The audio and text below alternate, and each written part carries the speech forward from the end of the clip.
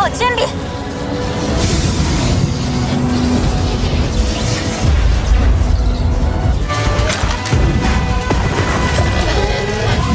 まだだ。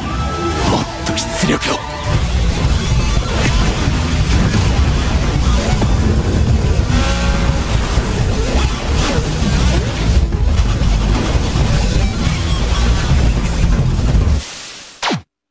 Negeri Elbaf sedang tidak baik-baik aja. Gua sadar banget bukan porsi gua untuk membicarakan hal ini.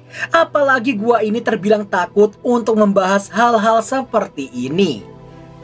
Tapi... ayolah para Tenryubito dan para kami no Kishidan, kalian itu sedang jadi sorotan dunia loh.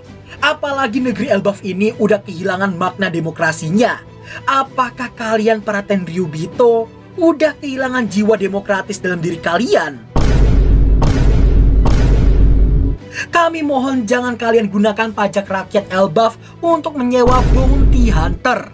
Gua yakin banget ada banyak dari kalian yang bingung sama apa yang gua ucapin dari tadi. Tapi seriusan, ini tanda gua sendiri takut banget. Takut dibungkam oleh kekuasaan para Tenryubito, Gorosei, dan kami no Kishidan. Gua cuma bisa mendoakan Dragon dan pasukan revolusinya berhasil menduduki Merijoa secepat dan seaman mungkin. Dan kalian para anggota pasukan revolusinya Dragon, mohon jangan sampai teralihkan dan fokus ke tujuan utama kita. Runtuhkan Merijoa beserta para Tenryubito-nya dan bawakan kembali keadilan serta kebebasan ke negeri ini. Sorry kelamaan ya guys, ya kayak biasanya jangan lupa subrek, like, dan aktifin lonceng notifikasi di bawah. Sekalian juga pencet tombol hype-nya guys. Gak pakai lama lagi, mari kita lanjutkan alur cerita anime Kaiju Hachigo season kedua. Sedikit merekap dari 2 episode terakhir di season pertamanya. Akibat dari keputusan Kafka yang menampakkan kekuatan kaijunya di hadapan seluruh divisi ketiga, Kafka Hibino berakhir ditangkap oleh pasukan pertahanan. Bersyukurnya aja dia dibiarkan hidup dan diharuskan membuktikan bahwa dirinya memang berada di pihak manusia.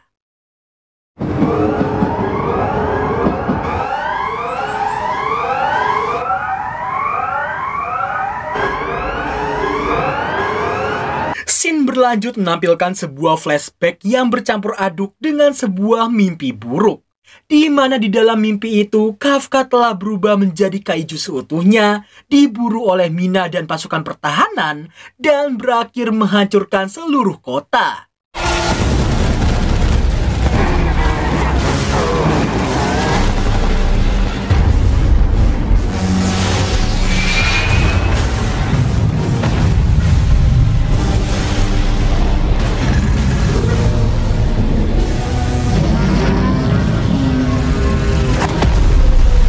Setelah tahu semua itu hanya mimpi, Kafka jadi lega dibuatnya. Scene lalu berpindah ke markas Tachikawa. Pemandangan mengerikan pasca insiden sebelumnya masih dapat terlihat dengan sangat jelas. Kita pun diperlihatkan Kapten Mina yang mendatangi TKP sewaktu Kafka melindungi beberapa prajurit dalam wujud kaijunya. Gak lama kemudian Hoshina datang melaporkan bahwa Kafka yang masih ditahan dan belum tahu apa yang akan terjadi ke depannya. Tak seperti Mina yang sulit dipahami isi pikirannya, Hoshina rupanya masih mengkhawatirkan samsak buncitnya itu. Sementara itu nampak Ichikiwir dan Furuhashi yang OTW ke suatu tempat. Setibanya di kuil Matsumoto, Furuhashi langsung minta difotokan, toh mereka tiba lebih awal dari jadwal. Setelah itu, keduanya terlihat duduk di taman, sembari membicarakan kekhawatiran mereka tentang Kafka. さすがにこれまで通り、防衛隊の一員ですってわけにはいかねえよな。怪獣になった直後に、先輩が聞いてきたことを思い出しちゃって。お？俺これからどうなるんだろう。防衛隊になれそうってあの顔で。最強だわそのメンタル。死んでも戻ってきますよ。だな。 Selepas beristirahat, keduanya kembali melanjutkan perjalanan menuju divisi keempat markas Matsumoto. Dalam hati, Ichikiwir berniat jadi lebih kuat agar dirinya bisa melindungi Kafka di lain waktu.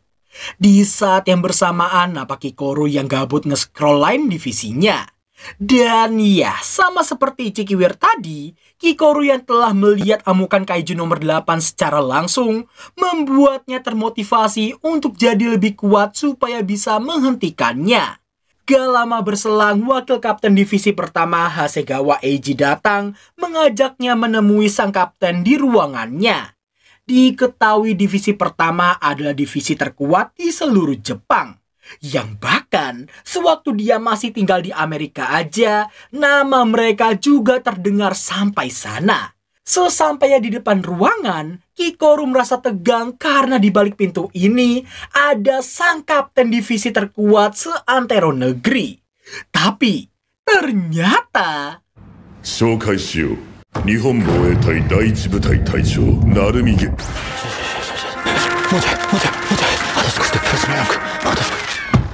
Lah ngapa gua ada di situ ya? Hancur sudah image terkuat dalam benak Kikoru. Pak Hasegawa lalu masuk untuk memberi pelajaran pada kaptennya dengan cara menendangnya hingga mengenai PS5-nya. Gak cukup sampai sana aja, bahkan ketika Kapten Wibu no Lab-nya itu menolak membersihkan ruangan dan malah melemparkannya padanya, seketika itu pula Narumi langsung dipegangi dan beberapa anggota masuk untuk membersihkan tanpa terkecuali. 隊長の鳴海だ。よろしく頼む。どうしよう。全く尊敬の念が湧いてこない。 Setelah Narumi berubah sikap saat menyebut nama Pak Isao, barulah Kikoru memberi hormat padanya. Melihatnya yang terlalu formal, Narumi ngasih tahu dia nggak butuh salam formal seperti itu. Namun ketika dia yang mau memberitahu tentang satu hal yang bisa diharapkan darinya, kebetulannya sirine kemunculan kaiju berbunyi dan hal tersebut diniatkan menjadi contoh sekaligus jawaban untuk kata-katanya tadi.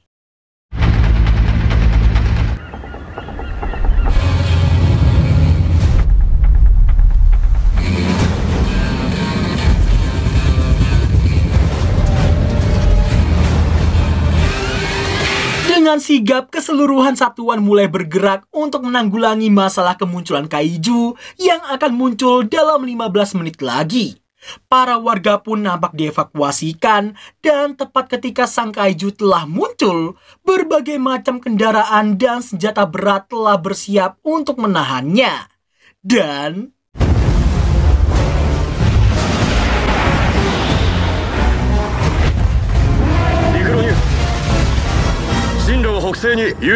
meski awalnya mereka berhasil mengubah arah kaiju itu, tapi sayang terjadi hal yang tidak terduga hingga memaksa Kapten Narumi memberi instruksi secara langsung.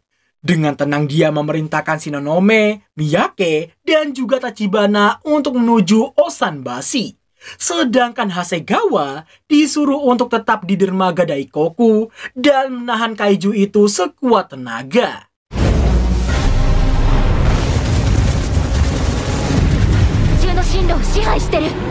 Dalam sekejap situasi bisa kembali dikuasai oleh divisi pertamanya.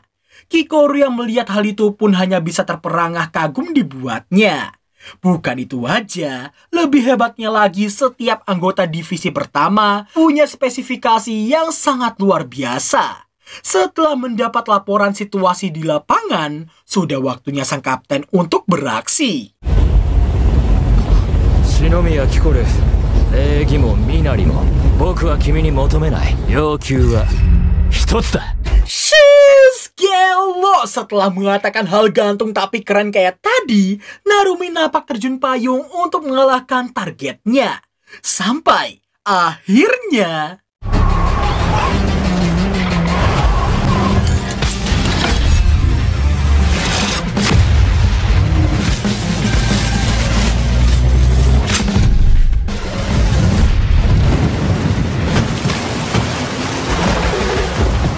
Ketika studio lupa budgetnya terbatas, momen barusan seriusan epic badas. Dalam sekejap kaiju itu langsung tumbang di tangan Narumi Gen, sang kapten divisi terkuat di seluruh Jepang. Melihat semua itu, Kikoru jadi semakin bersemangat dibuatnya. 要求は一つだ。圧倒的な実力を示せ。行儀のいい無能ならいらん。面白いじゃない。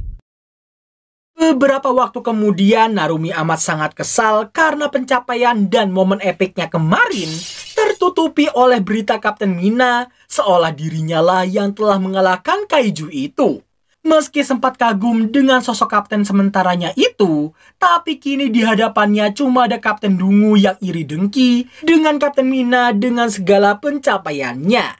Di saat Kikoru yang mengingatkannya untuk mengangkat telepon itu, Narumi menggampangkan bakal menyindir Pak Isao dan Pak Hasegawa yang kegilaan rapat yang sangat membosankan baginya. Tapi, tiba-tiba... 仕事だからだ。 Setelah ditanya urusan penting yang dimaksudkan, rupa-rupanya itu tentang kaiju nomor 8 alias Kafka Hibino. Di saat yang bersamaan Kafka yang sedang berolahraga didatangi oleh beberapa pasukan yang hendak membawanya menemui Pak Isao. Setibanya di sana, kebetulannya mereka papasan dengan Pak Hasegawa dan juga Kikoru. Di dalam, Kafka yang melirik ke sebelahnya bisa langsung tahu siapakah sosok yang berdiri di sampingnya. Pak Isao lalu memberitahukan bahwa Kafka Hibino akan dipindahkan ke divisi pertama. Adapun tujuannya ialah mengkolaborasikan antara kaiju terkuat sepanjang sejarah dengan kapten divisi terkuat untuk menciptakan divisi yang takkan terkalahkan oleh bencana apapun. Meskipun dalam hati Kafka tak ingin dibutuhkan sebagai kaiju nomor 8, tapi untuk sekarang dia harus bertahan dulu. お断りします。 Emang agak lain nih Kapten, sumpah. Bukan hanya menolak usulan komandan tertingginya, tapi bahkan dia juga bersikap sok kepedean karena kekuatannya yang kelewat OP. Di saat dia yang mau pergi, Pak Isao menekankan kekuatan Narumi saja takkan cukup ke depannya. Karena kasus terencana kaiju nomor 9 sebelumnya, hal tersebut menyadarkan bahwa yang berkembang bukan hanya umat manusia saja.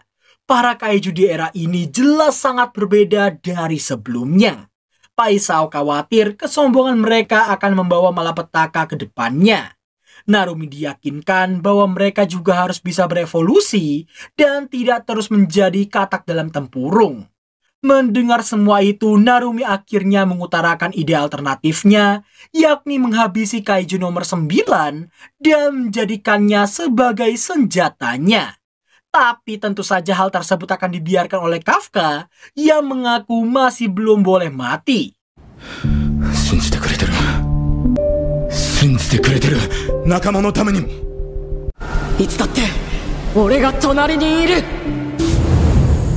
Setelah mengutarakan semua isi hatinya dan sebuah janji yang belum diketahui orang lain, Kafka pun memberi hormat dan bertekad untuk bergabung dengan divisi pertamanya. お前の思いも境遇も決意表明も興味ない。もしまた暴走するようなことがあれば即座に処分して僕のスーツにする。ありがとうございます。 Kembali ke markas Tachikawa, nampak Hoshina yang melaporkan tentang bergabungnya Kafka ke divisi pertama. Mina yang merasa juga harus berjuang lebih keras mengajak Hoshina untuk sparring dengannya. Di lain hari, Kikoru nampak berkemas sembari memandangi foto mendiang ibunya. Sementara itu di bawah tanah, Pak Isao terlihat OTW ke fasilitas bawah tanah untuk melihat atau mungkin mengenang sesuatu.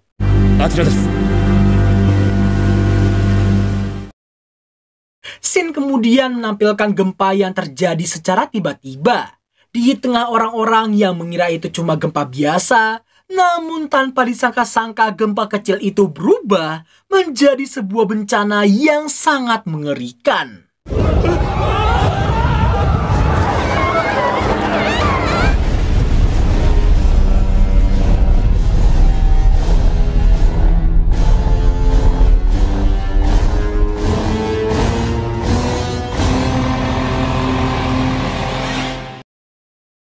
Segera setelah gempa berhenti, warga sekitar langsung mendekati lubang itu demi bisa mencari tahu apa yang baru aja terjadi. Di saat salah seorang warga yang mencoba mengabadikannya dengan kamera HP-nya, alangkah terkejutnya ia mendapati banyak sekali sepasang mata yang bercahaya dari dalam sana.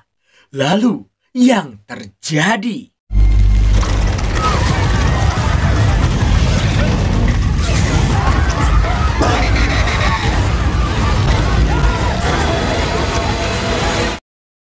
Shin kemudian berpindah ke divisi 1 yang baru selesai latihan pagi.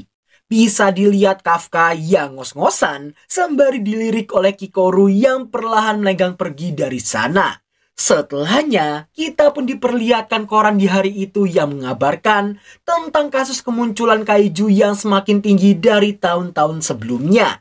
Di saat yang bersamaan, Kafka terlihat masih berlatih meski hari telah menjelang petang, di mana ternyata Kafka masih berpegang teguh pada perintah Pak Isao sebelumnya. Sementara itu, nampak Kikoru yang buru-buru mendatangi ruangan Kapten Narumi untuk mengajaknya sparring. Shinomiya, kane o kashite kure. 先週入ったはずの給料がもう口座にないのだ。てか部下にそんなこと頼むって頭おかしいんじゃないですか? Di tengah Kikoru yang marah-marah terhadap sikap kaptennya yang malah pengen minjem duit dari anak buah sepertinya, sirine kemunculan kaiju tiba-tiba berbunyi disusul dengan Hasegawa yang datang mengajak mereka berdua untuk siap bertugas.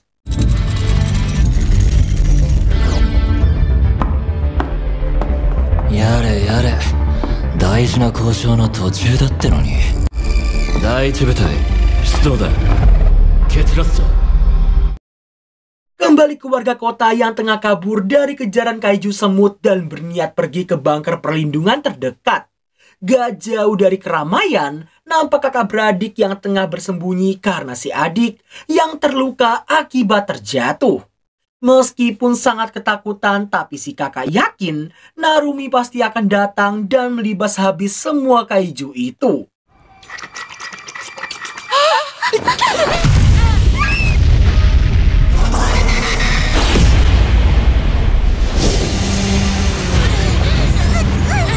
Bersyukurnya aja doanya itu benar-benar dikabulkan. Dan Narumi sang kapten divisi terkuat muncul di waktu yang sangat tepat.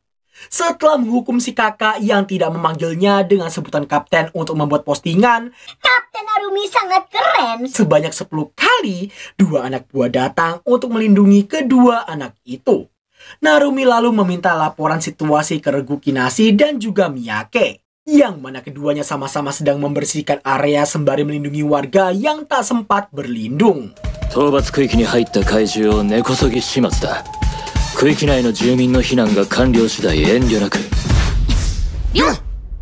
Shin lalu menampilkan pos komando 318 yang dipimpin oleh Pak Isao dengan tujuan mengawasi Kafka selaku kaiju nomor 8.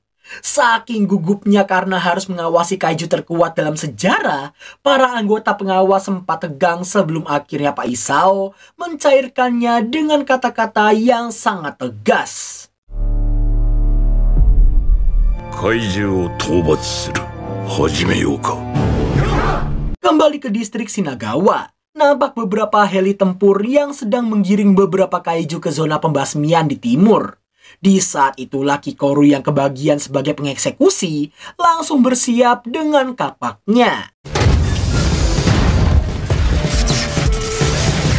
Shinomiya Kikoru, demasu. Narumi yang masih belum tahu sekuat apa Kikoru meminta Regu Shinonome untuk membantu Kikoru yang dikira membutuhkan bantuan. Tapi tiba-tiba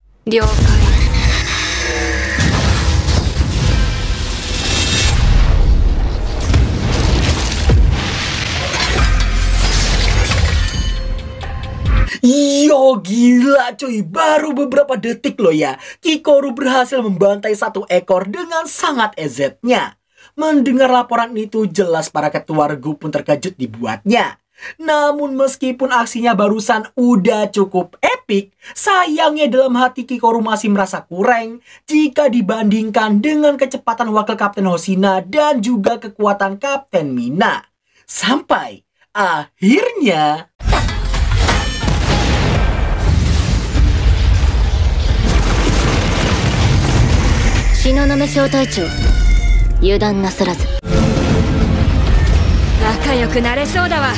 Dalam sekejap kombinasi Kikoru dan Regu Shinonome berhasil menyapu bersih banyak kaiju sekaligus. Mendengar hal itu, Ketua Miyake dan yang lain pun jadi tak percaya Kikoru benar-benar seorang prajurit tahun pertama. Yang bahkan mereka menganggap kekuatan Kikoru lebih kuat dibandingkan Narumi sewaktu di tahun pertamanya dulu. Kemudian Kapten Narumi merasa semua ini sangatlah janggal, di mana seharusnya kaiju-kaiju itu jarang sekali keluar ke permukaan dan hanya sering terlihat jika ada penggalian terowongan. Selain itu, ini pertama kalinya ia melihat para kaiju semut yang muncul ke permukaan dalam jumlah yang begitu banyak. Dan satu-satunya penjelasan hanyalah ini semua sama dengan insiden pangkalan Tachikawa tempo hari. 達川基地の件と似ているな。ああ、いるかもしれんぞ。狙いを持った厄介な司令塔が。 Setelah menunggu cukup lama, akhirnya tiba waktunya Regu Kafka menghadapi serbuan para kaiju semut itu. Bersamaan dengan Kafka yang gemetar ketakutan, nampak Pak Isao dan para petinggi lainnya yang berharap bisa melihat kemampuan kaiju nomor 8 dalam membantai sesamanya. Meskipun Kafka sadar ini adalah kesempatannya untuk membuktikan diri, tapi dia terlihat hanya menggunakan transformasi parsialnya saja.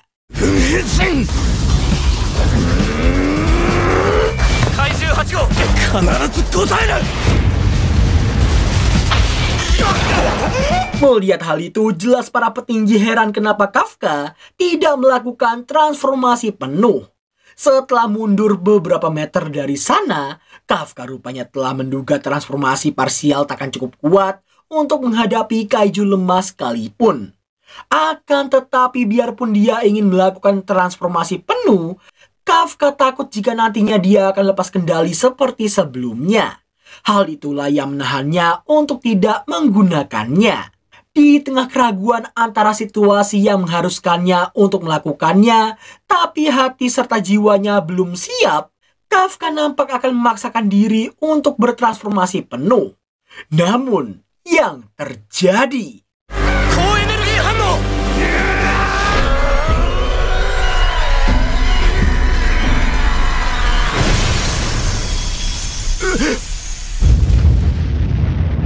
Sontak para petinggi pun sangat terkejut dengan Kafka yang gagal berubah. Kafka sendiri tak paham dengan apa yang terjadi dengannya. Suara peringatan lalu berbunyi menandakan adanya sinyal kaiju berkekuatan besar yang terdeteksi di zona pembasmian. Setelah ditanya titik kemunculannya, tak disangka-sangka itu berada tepat di bawah Kafka. Masaka nerai wa Chokka!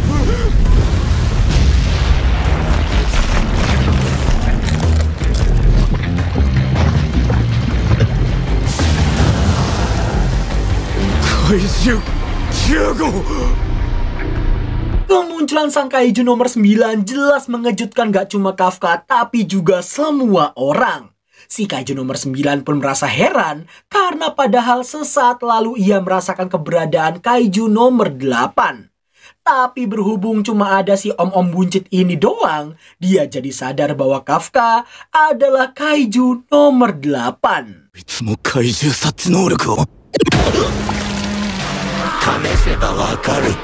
Sungguh sangat keji. Tak diberi kesempatan untuk berpikir, kaiju nomor 9 langsung menembak tepat di area bahunya. Situasi yang sangat gawat ini tentu mengharuskan Kafka untuk berubah secepat mungkin. Tapi sayangnya, untuk kedua kalinya Kafka gagal bertransformasi. Ruang pengawas pun melaporkan hal itu ke Narumi, yang mana kehilangan kaiju nomor 8 akan sangat merugikan umat manusia. Mengingat lawan mereka adalah kaiju bernomor, Narumi berniat pergi untuk membantunya. Namun, tiba-tiba...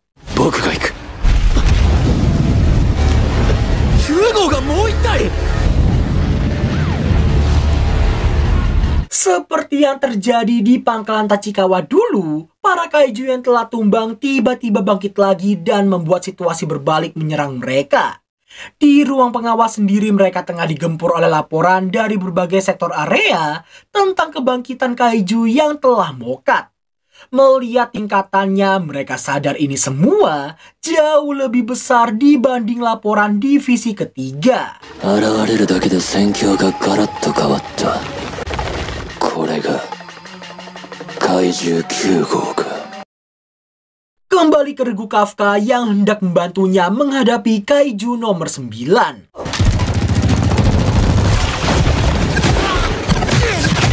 Setelah menghabisi mereka semua, tujuan kaiju nomor 9 berikutnya ialah menghabisi Kafka dan merebut kekuatan kaiju nomor 8 miliknya.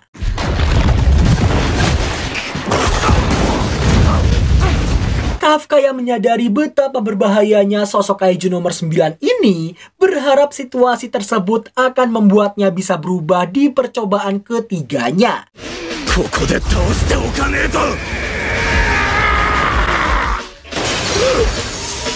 Kafka pun semakin dibuat tak paham dengan dirinya sendiri. Sedangkan Pak Isao dilarang Pak Itami untuk pergi menyelamatkannya. Bukan tanpa alasan, karena biarpun Pak Isao bisa setara dengan kaiju nomor 8, naasnya penggunaan kekuatan kaiju bernomor akan mengurangi umur penggunanya. Dengan kata lain, itu akan membahayakan nyawanya sendiri. Di saat yang bersamaan, nampak kaiju nomor 9 yang bersiap mengulti Kafka dengan serangan bombardirnya. Namun, tiba-tiba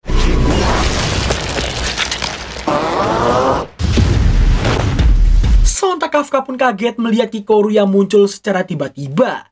Melihat sosoknya, kaiju nomor 9 jadi penasaran karena dia nggak punya data tentangnya. Kikoru pun gak masalah biarpun kaiju nomor 9 tidak mengenalnya sekalipun. Di lain sisi, nampak Narumi yang segera akan beradu mekanik melawan kaiju nomor 9 yang satu lagi. Setelah memberitahu bahwa dirinya adalah atasan dari kaiju nomor 8, hal tersebut membuat kaiju nomor 9 penasaran apakah itu artinya Narumi lebih kuat dibanding mangsanya. こらこらこら、まだ話の途中でしょうが。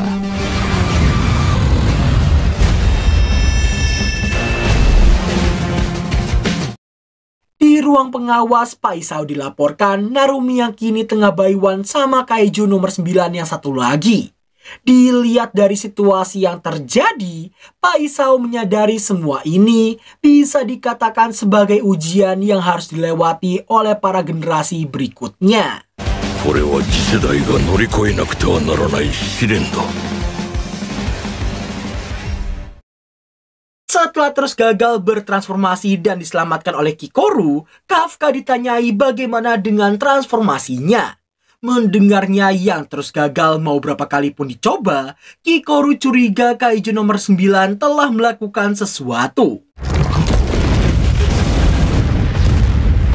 Kikoru yang berniat menerjang untuk menghentikan pergerakannya meminta Kafka untuk langsung berubah saat ada celah nanti. Meski kesal mengakuinya, tapi faktanya mereka membutuhkan kekuatan sang kaiju nomor 8 untuk mengalahkan sang kaiju nomor 9. Melihat Kafka dan Kikoru yang berpencar kedua arah, kaiju nomor 9 langsung bisa mengatasinya.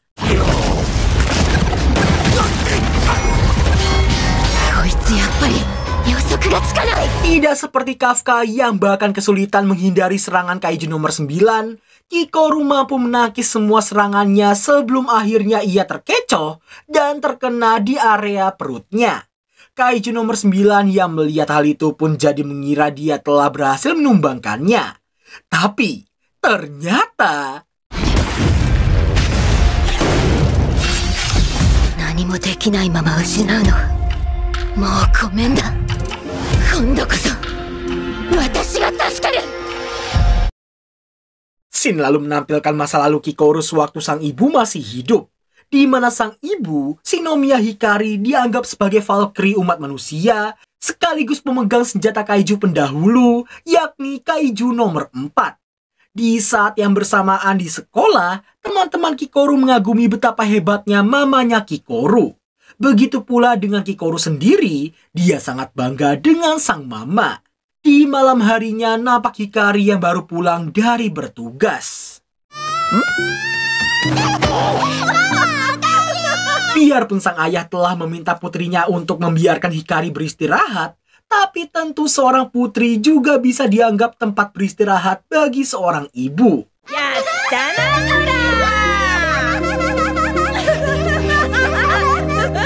Kikoru lalu menceritakan tentang teman-temannya di sekolah yang sangat mengaguminya. Setelah menanyakan kondisi mereka, Hikari pun bersyukur dan senang karena semua baik-baik aja. Gak lama kemudian Kikoru menyadari tangan sang ibu yang sepertinya terluka. Sang ibu pun menenangkan juga memberitahukan lawan mereka kali ini cukup menyulitkan bagi timnya. Mendengar hal itu, Kikoru pun memutuskan untuk menapaki jalan yang sama seperti sang ibu. Gak seperti orang tua pada umumnya yang nyuruh anaknya buat jadi PNS atau sejenisnya, Hikari dan ayahnya mendukung impian putri mereka. Bahkan sang ibu berjanji akan menyelamatkannya jika dia dalam bahaya.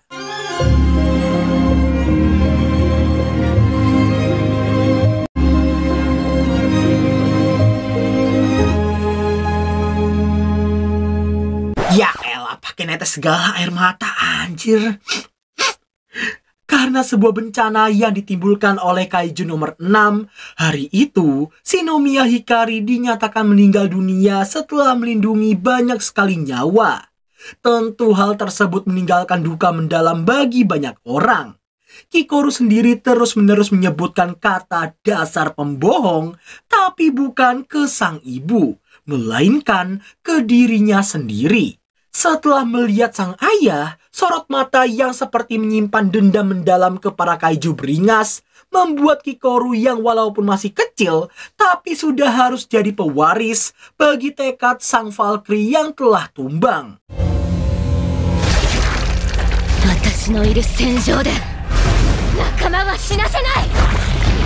Melihat Kikoru yang dalam bahaya, bergegas Kafka menerjang dan menendang sekuat tenaga, meski kakinya harus kepelintir sekalipun. Walaupun sedang sangat kesakitan, tapi Kafka tetap mengkhawatirkan kondisi Kikoru yang tiba-tiba ngilang dari sana. Dan ternyata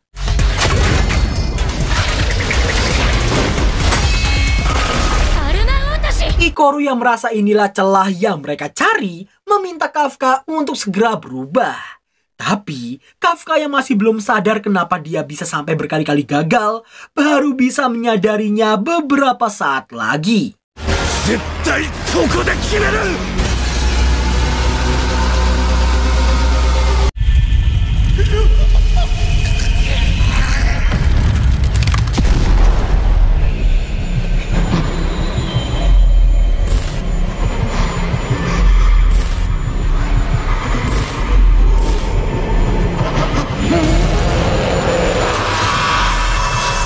Tenggelam dalam rasa takut akan dikuasai kaiju nomor 8 dan takut jika sampai menghabisi teman-temannya itulah yang menimbulkan keraguan di dalam hatinya.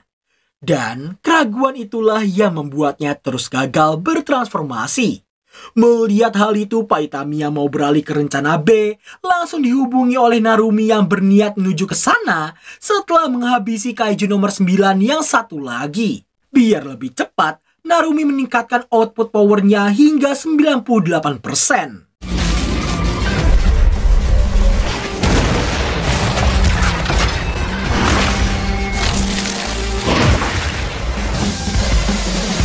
Singkat waktu, setelah cukup menganalisa taktik tempurnya Narumi, kaiju nomor 9 mulai bisa beradaptasi, bahkan sempat memojokkan Narumi, sang kapten terkuat seantero Jepang. Hingga akhirnya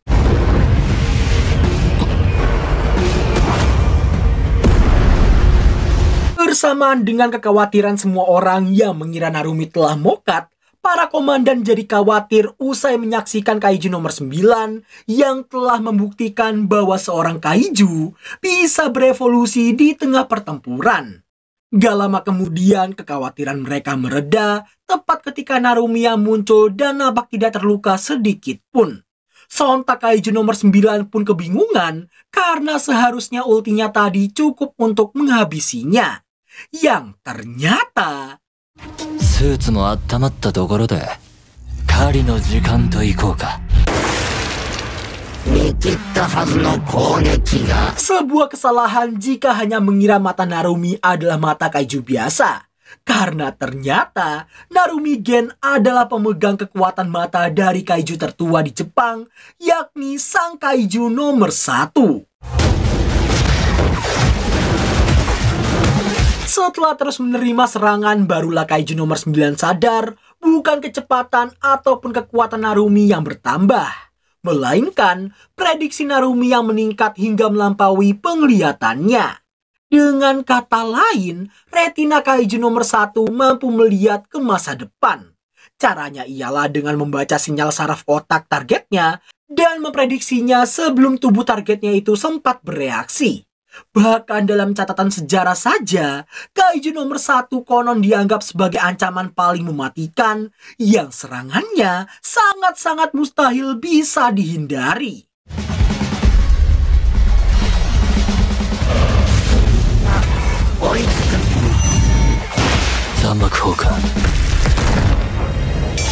Di tengah semua orang yang bersorak atas keberhasilan Narumi, fokus Pak Isao tertuju ke Kafka yang masih merenungkan tentang ketakutannya. Tak diberi kesempatan untuk berpikir, kaiju nomor 9 nampak menembak lagi hingga kapak Kikoru rusak dan membuatnya terkena serangan telak. Dalam kondisi bersimbah darah, Kafka mengungkapkan ketakutannya yang kemudian didengar oleh Kikoru. Jelas Kikoru kesal dan memintanya untuk tidak meremehkannya. Kafka juga diminta untuk tidak meremehkan baik itu Kapten Mina, Wakep Hoshina, Ichikiwir, ataupun yang lainnya. Kikoru menekankan sekali lagi jangan pernah Kafka meremehkan divisi pasukan pertahanan. Mendengar hal itu, Kafka jadi kesal terhadap dirinya sendiri, dan hal tersebut membuatnya meneguhkan tekadnya, memaksakan diri untuk mencoba yakin terhadap kaiju dalam dirinya, juga meyakini kekuatan teman-temannya.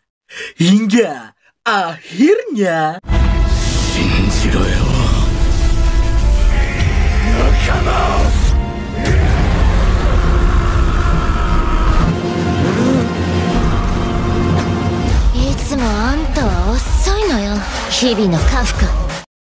Setelah Kafka berhasil berubah, para ketua unit dilaporkan tentang perubahan Kafka itu. Pak Isao pun meminta semuanya untuk beralih ke fase kedua. Melihat sang kaiju nomor 8 telah muncul, kaiju nomor 9 langsung menggunakan kartu asnya yang melibatkan Edo Tensei para semut, juga memunculkan sepasang sayap dari semutnya sendiri. Kafka lalu berterima kasih ke Kikoru dan mengaku belum sepenuhnya percaya pada dirinya sendiri. Meski begitu, ia kini telah 100% yakin terhadap teman-temannya. Kikoru lalu diminta untuk mengurus Edo Tensei semut di belakang, sedangkan dirinya akan buy one sama kaiju nomor 9. Kaiju nomor 9 sendiri merasa pede karena telah menganalisa semua hal tentang kaiju nomor 8 dan merasa kali ini dia cukup kuat untuk menghabisinya. Namun, yang terjadi...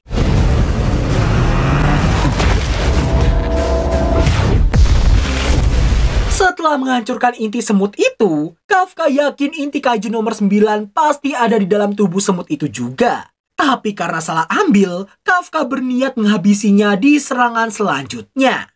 Di tengah itu, ia sempat teringat kejadian di fasilitas uji coba saat ia buy one dengan Pak Isao, di mana Kafka baru sadar bahwa selama ini dia belum pernah mengeluarkan kekuatan penuh dari kaiju nomor 9.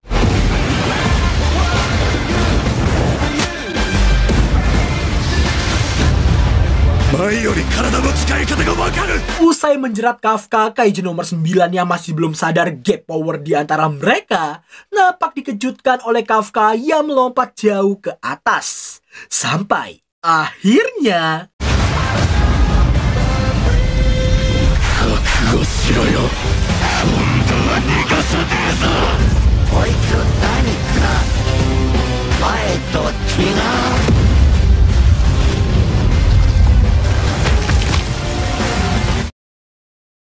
orang di markas pun hanya bisa terbelanga dengan betapa overpowernya sosok kaiju terkuat sepanjang sejarah. Pak Itami bahkan sampai memuji betapa kuatnya kekuatan kaiju nomor 8-nya si Kafka.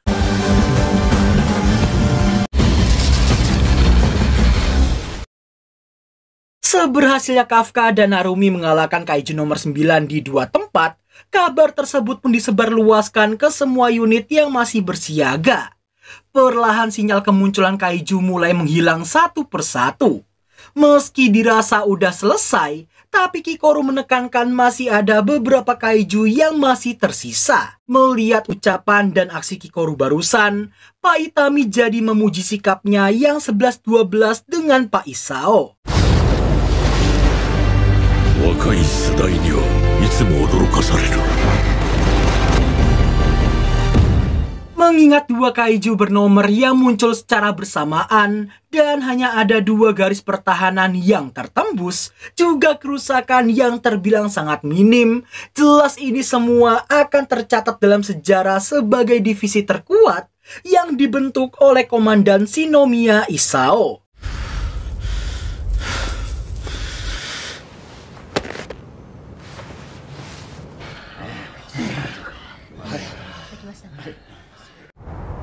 Narumi, Hibino, それからキコル。よくやった。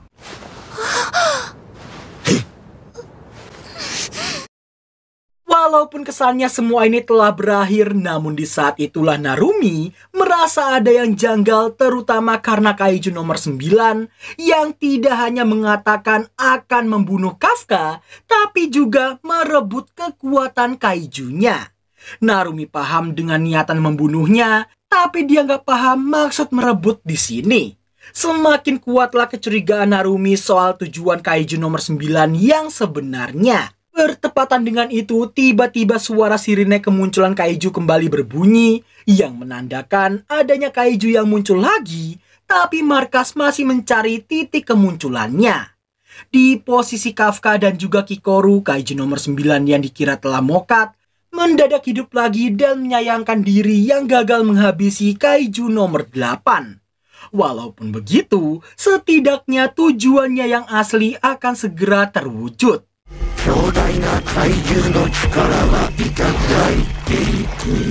Sempat heran dengan maksud perkataannya barusan, tapi Kafka langsung sadar dan melaporkannya ke Narumi.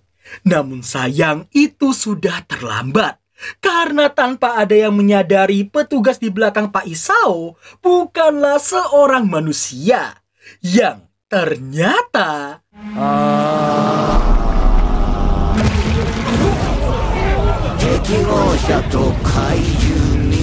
setelah menyadari tujuan aslinya, bergegas Kafka dan juga Narumi langsung melesat ke tempat Pak Isao dan yang lainnya. Kikoru yang mengkhawatirkan sang ayah pun juga melesat ke tempatnya. Kembali ke Pak Isao yang meminta semua personil untuk segera mengevakuasikan diri. Namun dengan sangat kejinya, kaiju nomor 9 nampak akan menyerang Kurusu yang seringkali nongol di season kedua ini.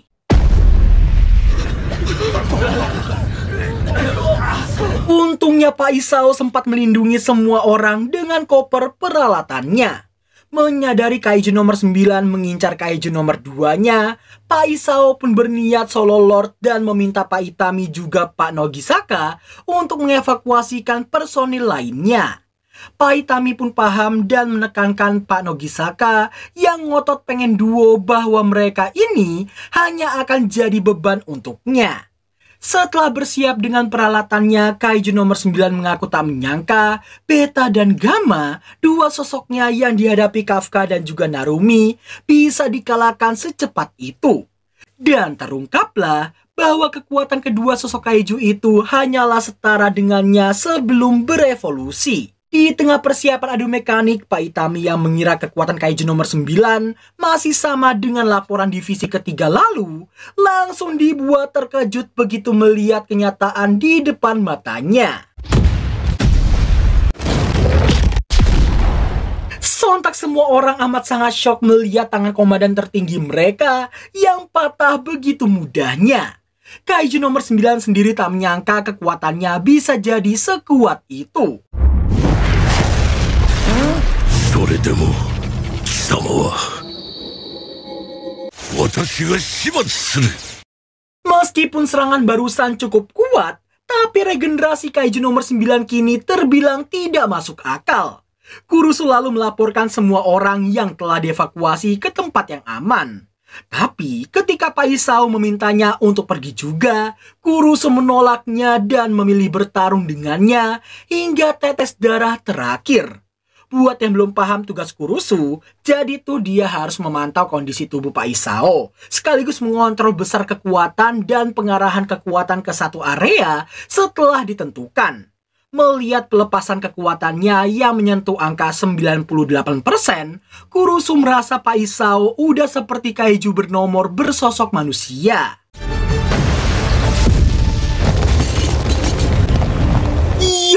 Bahkan dengan kekuatan 98% kaiju nomor 2 masih nggak sanggup. Seberapa kuatkah kaiju nomor 9 sekarang? Kaiju nomor 9 pun terkesan dan merasa kekuatan itu sangat layak menjadi miliknya.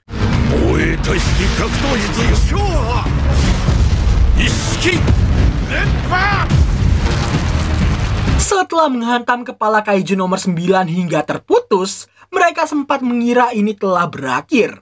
Namun lagi-lagi mereka terkejut mendapati sosok itu yang masih hidup dan akan menyerang Pak Isao lagi. Melihat hal itu, dengan sigap Kurusu langsung mengalihkan jalur sirkuit lengan kanan untuk menutupi kekurangan daya yang terjadi.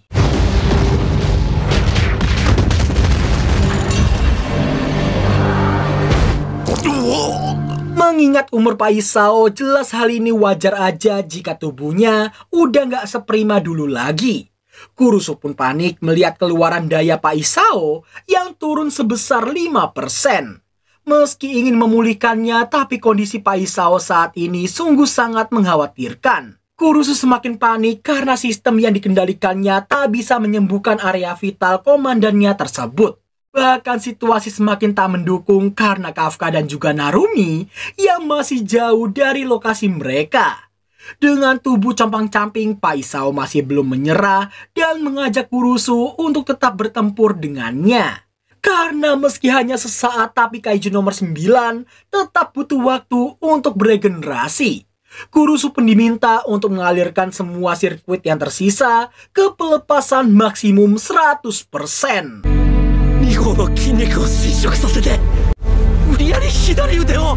Mau separah apapun resikonya, Pak Isao tidak peduli. Karena selama sisa hidupnya, ia dan pasukan pertahanan telah berhasil mendidik para generasi penerus yang sangat luar biasa. Harapan masa depan umat manusia kini berada di tangan mereka. Seperti halnya Hikari dulu, Pak Isao berniat mempertaruhkan nyawanya untuk melindungi masa depan anak mereka dan juga umat manusia.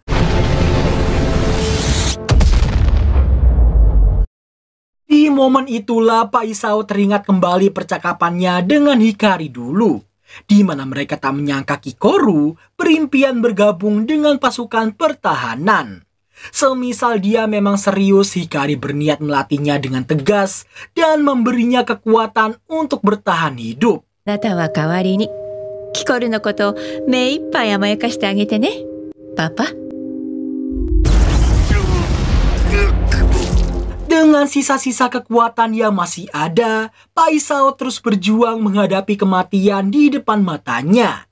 Bersamaan dengan itu, Kurusu semakin dan semakin dibuat terkejut melihat energi elektromagnetik dalam jumlah besar yang muncul dari dalam tubuh komandannya. Hal tersebut menandakan Pak Isao ingin bertaruh pada serangan terakhirnya.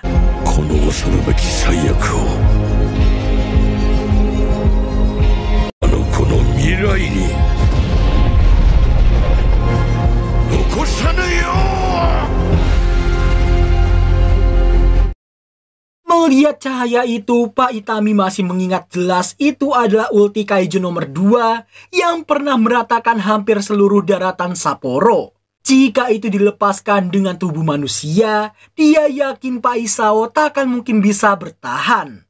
Setelah berhasil menembus pertahanan kaiju nomor 9, pada akhirnya intinya bisa terlihat dan Pak Isao sebenarnya cuma tinggal menghancurkannya. Namun di saat itulah Kaiju nomor 9 tak akan membiarkan dan nampak meningkatkan pertahanan di area tersebut. Namun yang terjadi,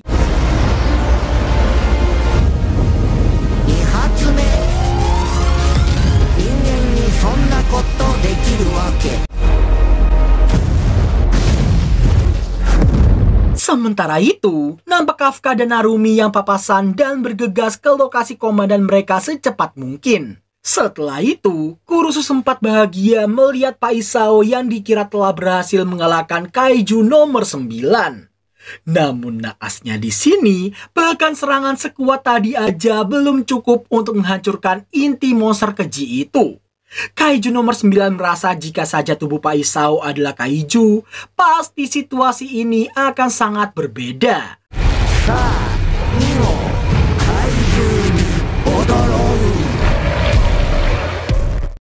Beberapa saat kemudian barulah Narumi dan Kafka tiba di sana. Baru aja mereka mensyukuri Pak Isao yang dikira berhasil mengalahkan Kaiju nomor 9.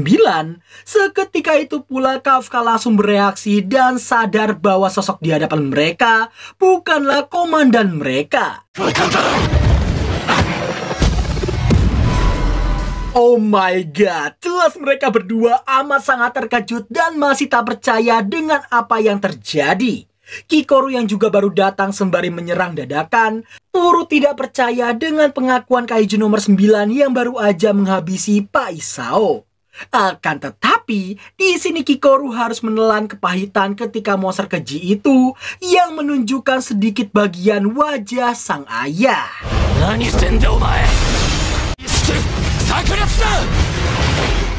Singkat waktu, setelah mengingat perkataan Pak Isao yang ingin mundur setelah membentuk pasukan terkuat, Narumi pun ditunjuk untuk menjadi komandan tertinggi menggantikan dirinya.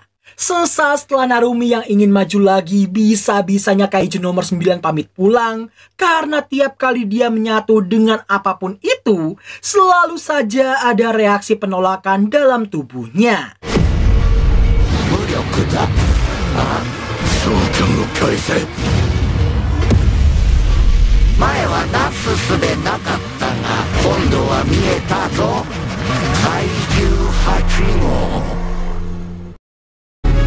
Papaの敵が目の前にいる。それなのに。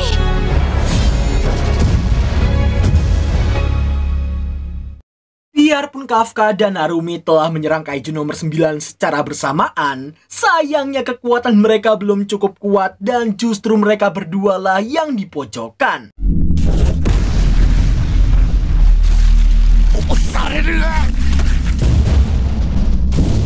Tepat ketika Kaiju nomor 9 yang mau pergi, barulah dia menyadari bahwa serangan Kafka tadi ternyata berdampak pada tubuhnya. Melihat hal itu, sontak Narumi langsung meminta Kafka untuk menerjangnya sekuat tenaga lagi. Berkat kombinasi dua arah mereka, Kaiju nomor 9 perlahan mulai terdesak dan kehilangan keunggulannya.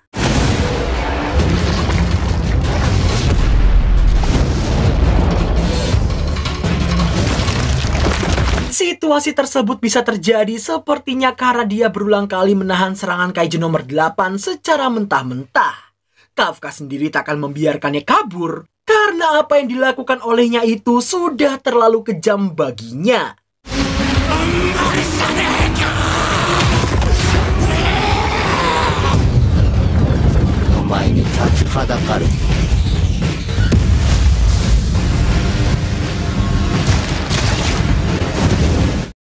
Setelah dipojokkan pada situasi hidup dan mati, nampak Kafka dan Narumi yang bersiap melakukan serangan akhir. Namun tanpa mereka duga, Kaiju nomor 9 kini bisa memakai salah satu skillnya Kaiju nomor 2.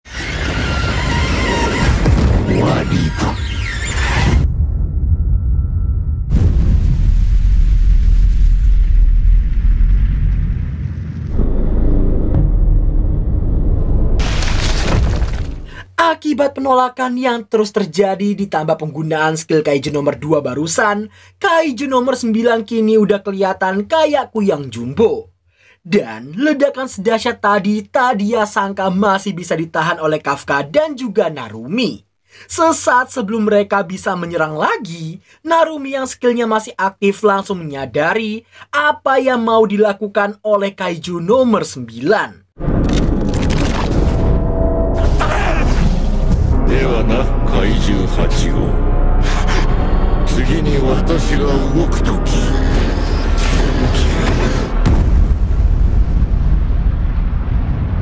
怪獣の時代が始まる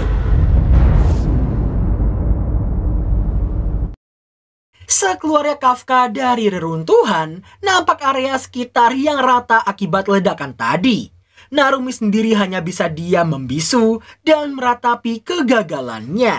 Ucapan yang terlontar dari kaiju nomor 9 sebelum pergi tadi jelas membuat Kafka sangat emosi karena dia tak ingin makhluk bengis itu mengatakan hal tersebut dengan wajahnya Pak Isao.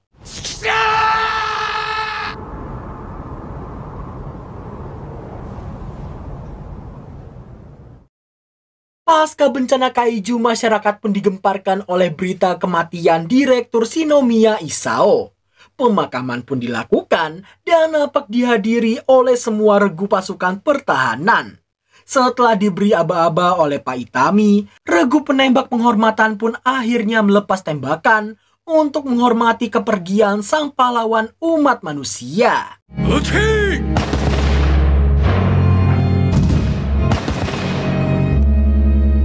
Di tengah upacara pemakaman, Narumi masih ingat jelas kekagumannya kepada Pak Isao sewaktu dia menghabisi seekor kaiju dengan sekali serang. Tidak hanya Narumi aja, seluruh warga juga pastinya menganggap sosok Shinomiya Isao sebagai pahlawan mereka. Selepas pemberian hormat, Kafka menyadari Kikoru yang tidak hadir di pemakaman. Shin lalu berpindah ke ruang direktur.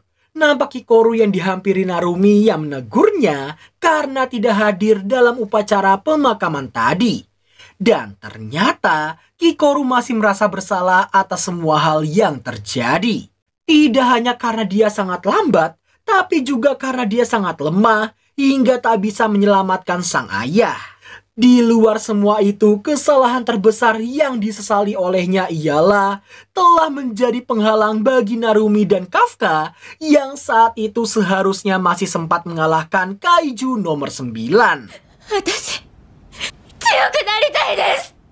私がパパを弔うのは防衛隊、私たちがあいつを討伐した時です。 Mendengar tekad kuat Kikoru, Narumi berjanji akan membuatnya jadi sekuat dirinya sebelum mereka menghadapi kaiju nomor 9 lagi. Ia akan mengajari semua hal yang dulu diajarkan Pak Isao padanya. Serap semua lalu buktikan. Maka dia tak akan menghukum Kikoru atas ketidakhadirannya tadi. Bersamaan dengan itu, di luar ruangan, Kafka hanya bisa diam mendengarkan.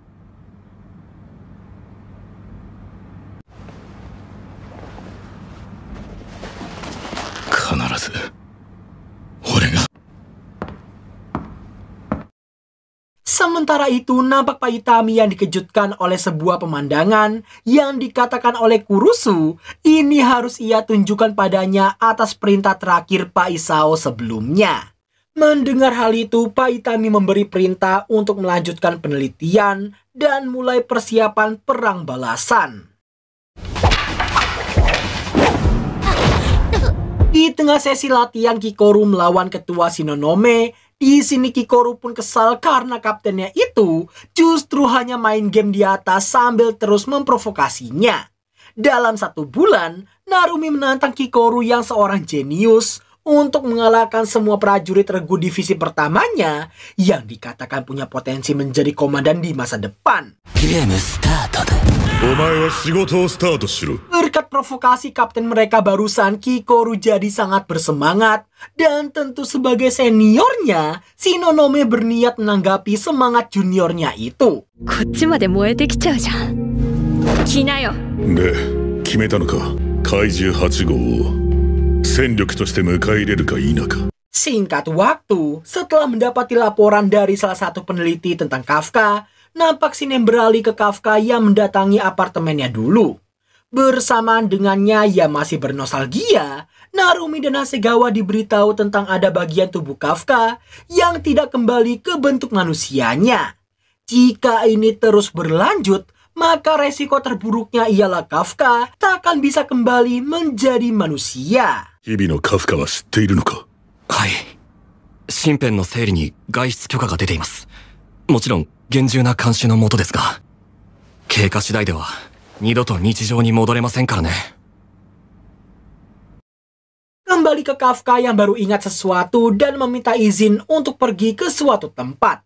Dengan 2 agen pasukan pertahanan yang mengawasinya, Kafka terlihat mendatangi tim pembersih kaijunya dulu.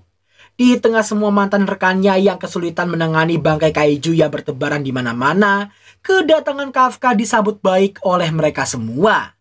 Biarpun telah menjadi pasukan pertahanan, tapi Kafka tidak kehilangan sentuhan pembersih bangkai kaijunya sama sekali.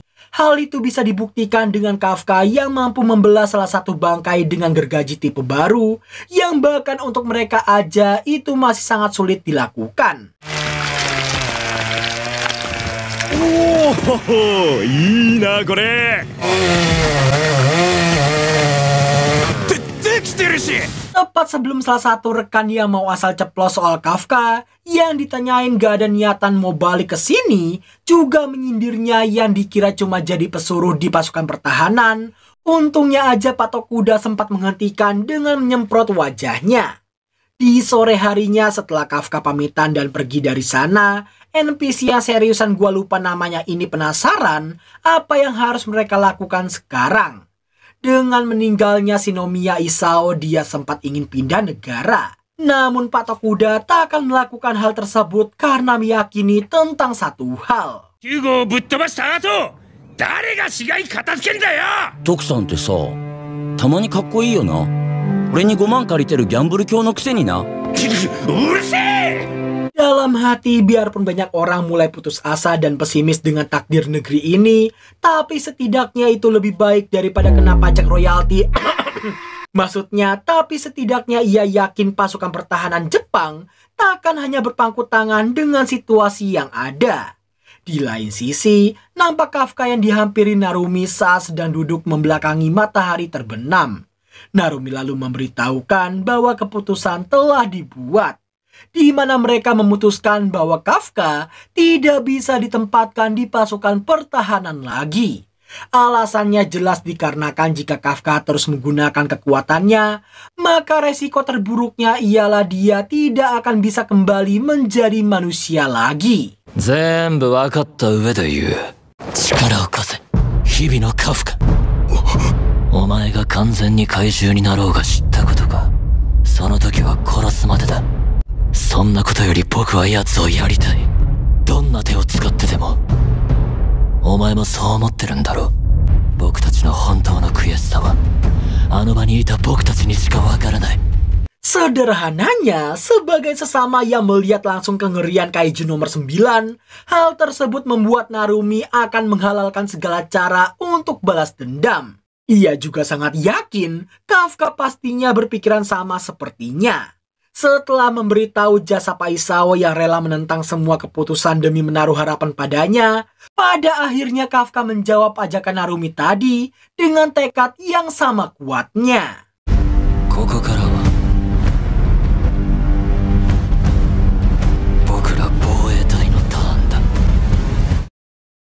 Scene berpindah ke pangkalan Tachikawa. Terlihat wakil Kapten Hoshina yang mendatangi sesuatu yang udah bisa kalian tebak jika kalian membaca manganya. Yo, 寝とったやないか。怪獣10号。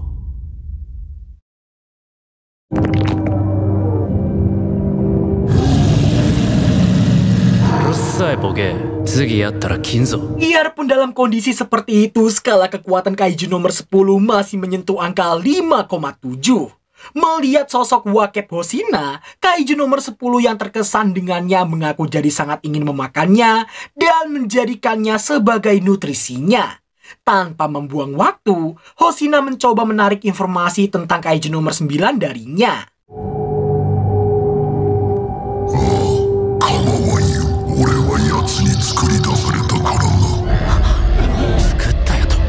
tengah semua orang yang syok mendengar pengakuannya barusan, Kaiju nomor 10 bersedia membantu tapi dengan beberapa syarat. Yakni mengeluarkan dirinya dan Wakeb Hoshina yang harus buy one dengannya. Sesaat setelah syaratnya ditolak, Kaiju nomor 10 meluruskan bahwa maksud syaratnya tadi ialah menyuruh mereka yang memiliki pengetahuan dan juga teknologi untuk mengubah tubuhnya menjadi sebuah senjata.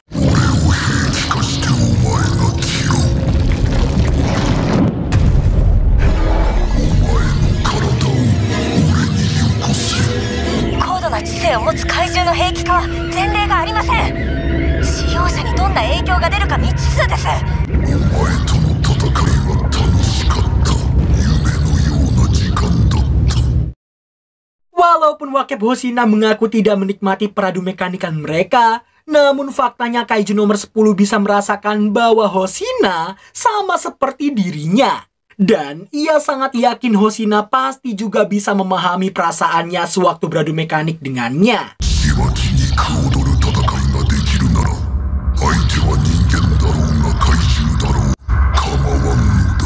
Tak ingin mengambil keputusan sembrono, pada akhirnya Hoshina meminta waktu sejenak untuk memikirkannya. Di luar, Hoshina langsung menghubungi Okonogi saking merindingnya dengan sosok Kaiju nomor 10 tadi. Baik itu Okonogi ataupun Hoshina itu sendiri, keduanya sama-sama ragu dan masih curiga karena mereka masih belum tahu apa yang direncanakan olehnya. Meski begitu, dalam hati Hoshina merasa tertarik untuk menjadikan Kaiju nomor 10 sebagai kekuatannya. Ditambah mereka juga tidak punya sumber informasi lain selain darinya. Demi keselamatan umat manusia, Hoshina memutuskan untuk menerima syaratnya yang untungnya aja Kapten Mina tidak menentangnya sama sekali. Setelah dia masuk lagi, Hoshina menekankan satu hal sebelum mereka membuat kesepakatan.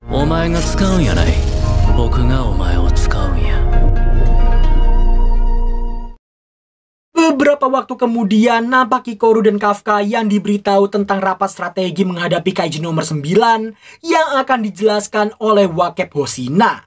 Dalam hati, Kafka tentunya masih menyesal karena telah menyembunyikan identitasnya dan ingin segera meminta maaf padanya.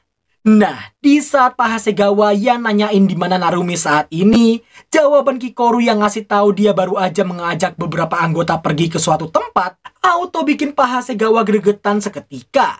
Bukan tanpa alasan, divisi 1 dan 3 dikatakan seringkali dibanding-bandingkan, hingga membuat kedua belah pihak seringkali berselisih, layaknya preman yang memperebutkan wilayah kekuasaan. Gaya boleh tengil, tapi sayang Narumi harus terkena pukulan telak tepat ketika Hoshina yang mengungkit-ungkit tentang rekor pembasmian Narumi yang berhasil disusul olehnya.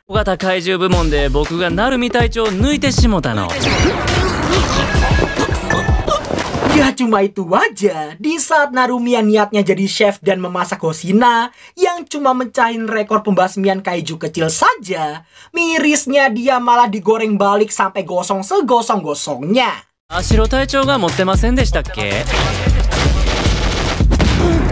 Udahlah digoreng sampai gosong, dilalahnya Pak Hasegawa datang untuk menghentikan kaptennya yang sangat memalukan.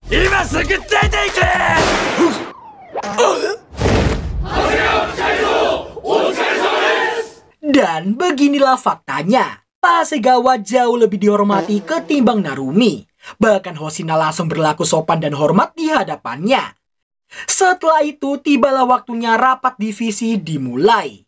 Di tengah semua orang, Komandan Divisi Kedua Igarashi Jura, Komandan Divisi Ketiga Ashiro Mina, dan Komandan Divisi Keempat Ogata Jugo nampak standby di markas mereka dan ikut rapat secara daring.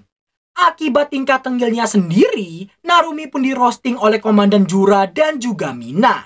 Komandan Jugo yang mau melerai justru kena roasting balik, karena bisa-bisanya dia mau kobam di tengah-tengah rapat seperti itu. Adapun alasan Hoshina yang diutus menjadi perwakilan divisi ketiga ialah dialah yang tahu rincian informasi yang diberikan oleh Kaiju nomor 10.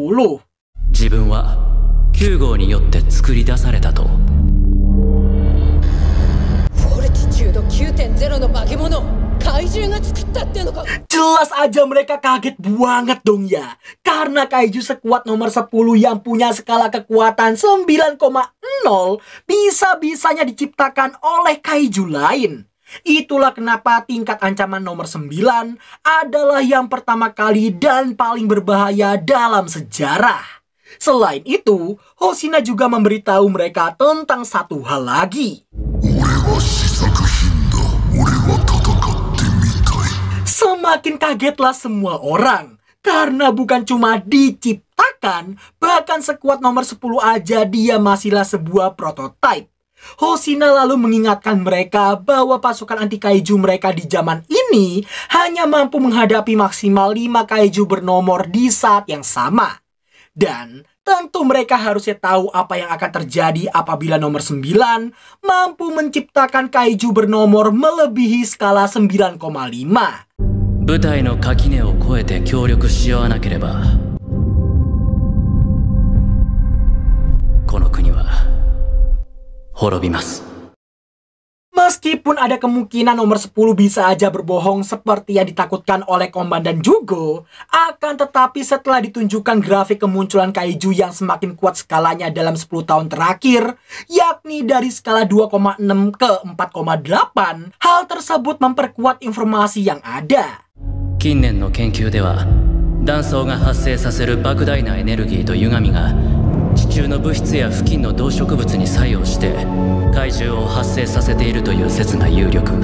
Simpelnya tuh gini, dalam kurun waktu bertahun-tahun itulah ada kemungkinan kaiju di era ini telah berevolusi di dalam retakan lempeng bumi.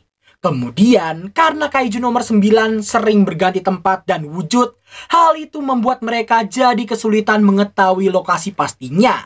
Namun, jika dia memang membutuhkan waktu dan juga energi dalam skala besar untuk menciptakan kaiju bernomor lainnya, kemungkinan besarnya dia berada di zona pertemuan lempeng laut Filipina dan juga Eurasia.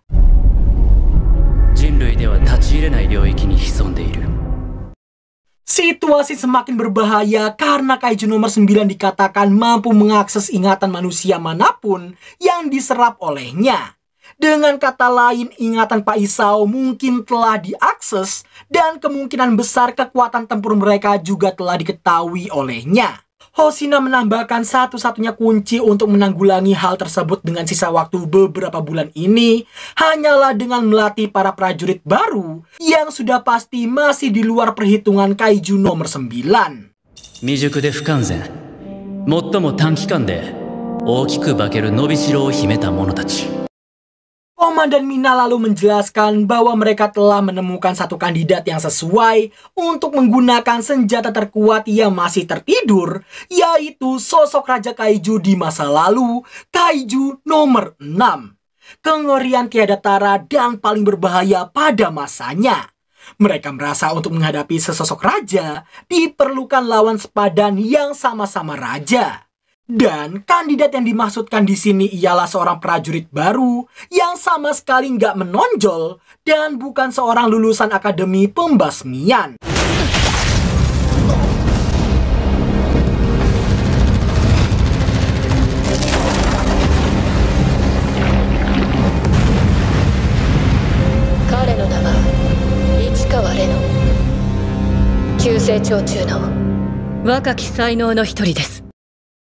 Ichikiwi Reno, dialah MC kedua kita setelah Om Buncit.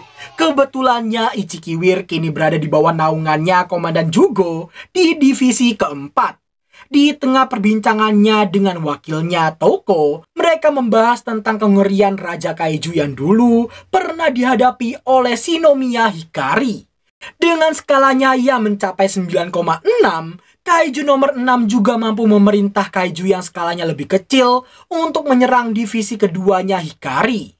Fortitude 9.6 の戦闘能力に加え、多数の本獣クラスの怪獣を従え襲来。その様はまさに怪獣の王。 Akhir dari pertempuran itu sudah sangat jelas. Hikari merenggang nyawa sedangkan kaiju nomor 6 tertidur hingga sekarang.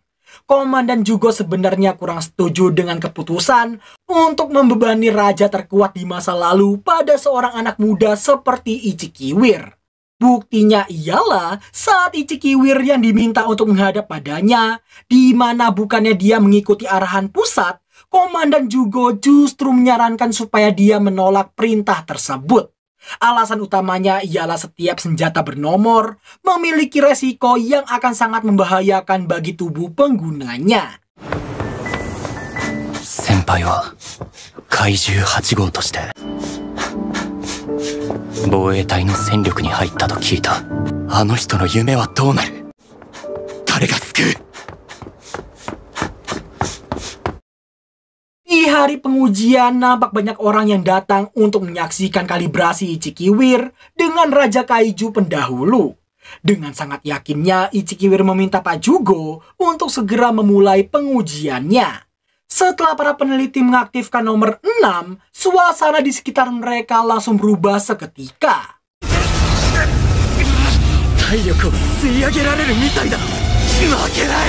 Melihat reaksi yang ditunjukkan olehnya, Pak Jugo langsung meminta Toko untuk segera menyiapkan sebuah tandu. Di saat yang sama, Ichikiwir terus merasakan rasa sakit luar biasa dahsyat di sekujur tubuhnya. Puncaknya ialah ketika kesadarannya yang perlahan dibawa masuk ke dalam dimensi kesadaran dari sang Raja Kaiju pendahulu.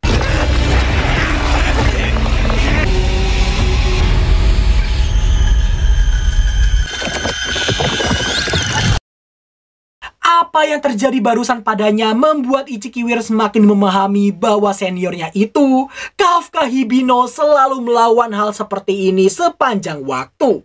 Beberapa saat kemudian, nampak Ichikiwir yang terbangun dan membuat Iharu bersyukur melihatnya. Gak lama berselang, Pak Jugo yang juga ada di sana mengingatkannya lagi tentang seberapa mengerikannya senjata kaiju bernomor. Biarpun telah merasakan sendiri kengeriannya, namun tetap saja Ichikiwir menolak untuk menyerah. Dirinya akan terus mencobanya sampai dia berhasil. Ayaui, このままナンバーズ6で最前線に出れば、おそらくこの子は近い将来命を落とす。 Mau apapun yang diucapkannya dengan sifat seperti itu, Pak Jugo yakin Ichikiwir pasti takkan mungkin mendengarkannya. Tak punya pilihan lain, Ichikiwir akhirnya diberi 1 bulan untuk berlatih, dan nantinya Pak Jugo sendirilah yang akan mengawasinya mulai sekarang. 戦場で6号を切るにふさわしいかどうかを。 Shin lalu menampilkan flashback Iharu sewaktu masih di Akademi Pembasmian. Selalu mendapatkan peringkat pertama baik itu dari segi teori maupun prakteknya. Semua itu membuatnya jadi sangat pede bisa setara dengan Mina, Pak Isao, dan juga Narumi suatu hari nanti. Itulah kenapa saat dia melihat bestinya, si Ichikiwir mendapat kesempatan untuk sinkronisasi dengan Raja Kaiju di masa lalu. Hal itu membuatnya iri dan seolah lega saat melihat Ichikiwir yang gagal melakukannya.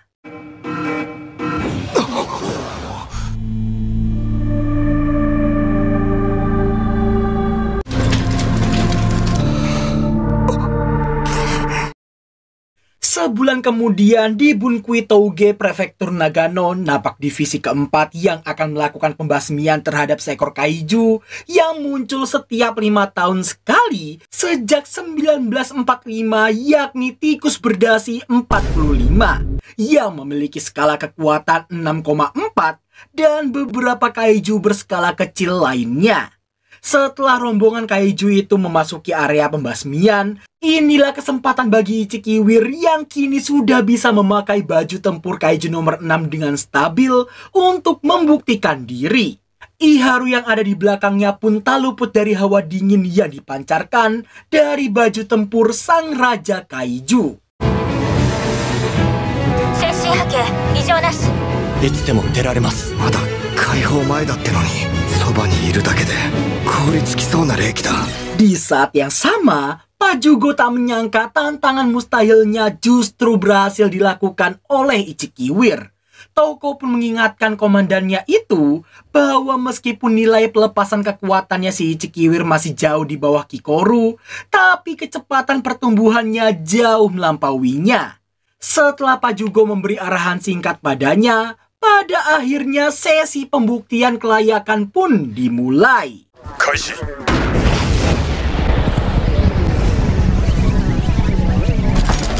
Sebelum pembasmian dimulai, Ichikiwir sempat mengingat perkataan Pajugo soal batasan penggunaan tiap baju tempur kaiju bernomor saat masa uji coba, yang mana ia cuma diizinkan sekitar 10 menitan saja. Meskipun sangat singkat, tapi Ichikiwir yakin dia akan berhasil.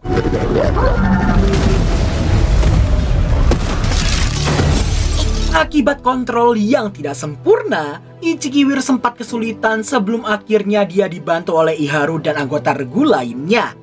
Iharu yang mengira diri masih belum terpaut jauh dari Ichikiwir, dipaksa menerima kenyataan di depan matanya.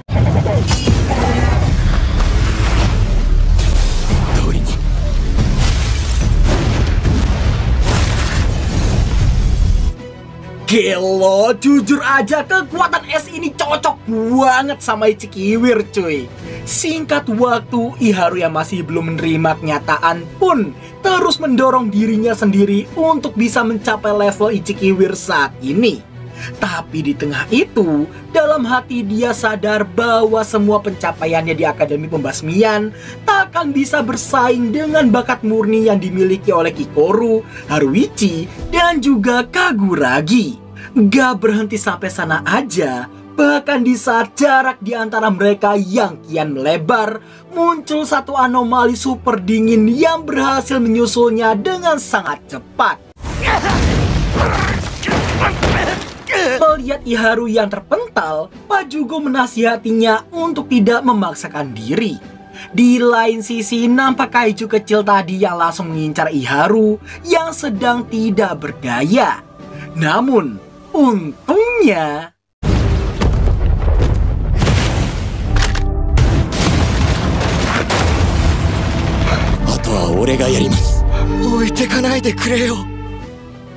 Setelah semua kaiju kecil dibereskan, Ichikiwir mulai menyerang si kaiju tikus berdasi. Iharu pun hanya bisa terperangah dengan betapa OP-nya sosok Ichikiwir yang sekarang. Ichikawa Tain, Honjuto engage. Zenkaihou junbi.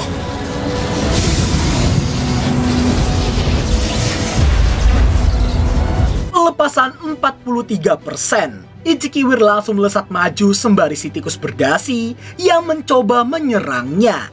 Berkat hal itulah dia jadi bisa menyentuhnya dengan sangat mudah.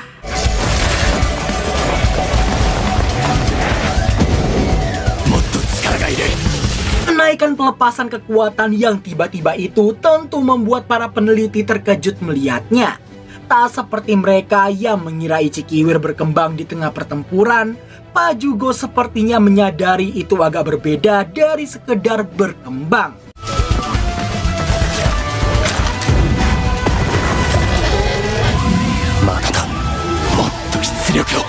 Merasa kekuatannya masih kurang, Ichikiwir mencoba boosting lagi hingga ke angka 51%.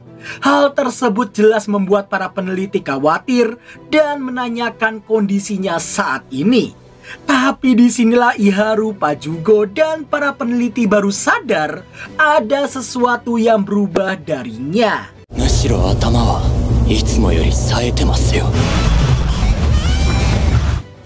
Bersamaan dengan itu, sang kaiju utama mulai serius dan berubah wujud untuk menghadapi Ichikiwir. Di lain sisi, Ichikiwir rupanya masih menyesali diri yang tak berdaya karena hanya bisa melihat senpainya yang dibawa pergi begitu aja. Itulah kenapa ia bersumpah tak akan menyia-nyiakan kesempatan yang diberikan untuk jadi yang terkuat.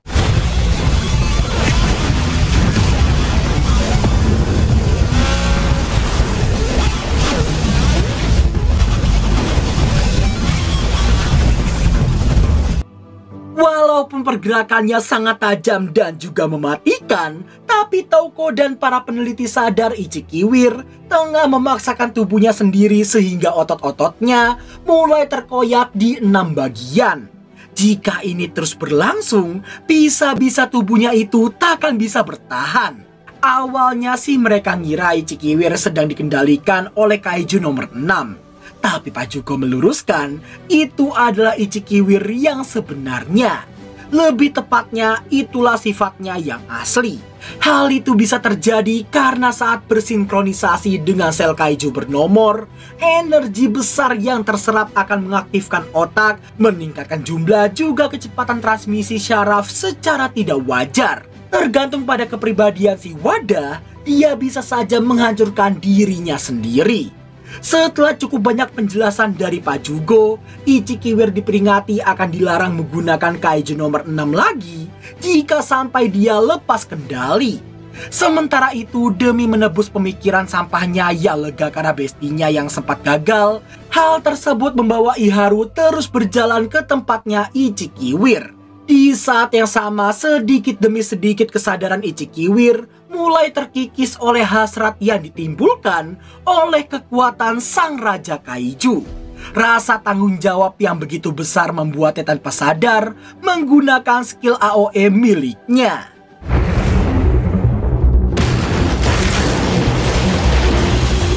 Tujuannya sendiri ialah mengunci pergerakan semua anggota regu divisi keempat untuk tidak mendekatinya. Dan biarpun dia berhasil membekukan 35% area tubuhnya si tikus berdasi, sayangnya bayarannya terlalu mahal. Yakni ada 16 bagian ototnya yang terkoyak, juga mengalami retak dan patah tulang di 4 bagian. Saking fokusnya, Ichikiwir baru sadar pergelangan kakinya udah terpelintir sangat parah. Di saat Pak Jugo yang mau pergi untuk membantunya, tiba-tiba di tengah Pak Jugo yang masih kaget karena Iharu yang muncul tiba-tiba, Iharu memohon meminta waktu untuk berbicara dengan Ichikiwir. Pak Jugo tadinya sempat mengira Iharu akan kesulitan dan dalam bahaya. Tapi begitu dia melihat pergerakan dan juga kekuatannya, barulah dia sadar bahwa Iharu bukan sekedar NPC biasa. 24? これが? Bukan tanpa alasan, angka 24% memang gak begitu tinggi. Tapi fokus utamanya tertuju pada movement speed dan juga power yang ditunjukkan seolah membuat angka 24% itu hanya menjadi hiasan tak berarti. Sampai akhirnya...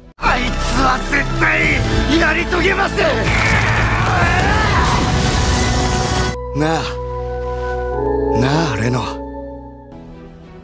Sebangunnya Ichikiwir, dia nampak sedang digendong oleh Iharu yang telah membopongnya sejak tadi. Setelah dijelaskan situasinya, rupa-rupanya permintaan Iharu di ACC dan kini para senior hanya menahan si tikus berdasi agar Ichikiwir bisa menghabisinya. Iharu lalu menjelaskan ia akan mengulur waktu dan membukakan jalan untuknya. Sedangkan Ichikiwir diminta bersiap melakukan tembakan dengan snipernya. Di saat Iharu yang tersinggung karena Ichikiwir yang mengkhawatirkannya, nampak mereka berdua yang berdebat singkat tapi tetap pada satu tujuan. Mendengar semua ucapan Iharu barusan, Ichikiwir mengaku terkesan dengan Iharu yang sangat hebat baginya. Karena sejak awal, dirinya lah yang selalu membuatnya berani melangkah maju ke depan. Dan akhirnya Ichikiwir akan mengikuti rencananya, juga mempercayakan jalan di depannya pada bestinya.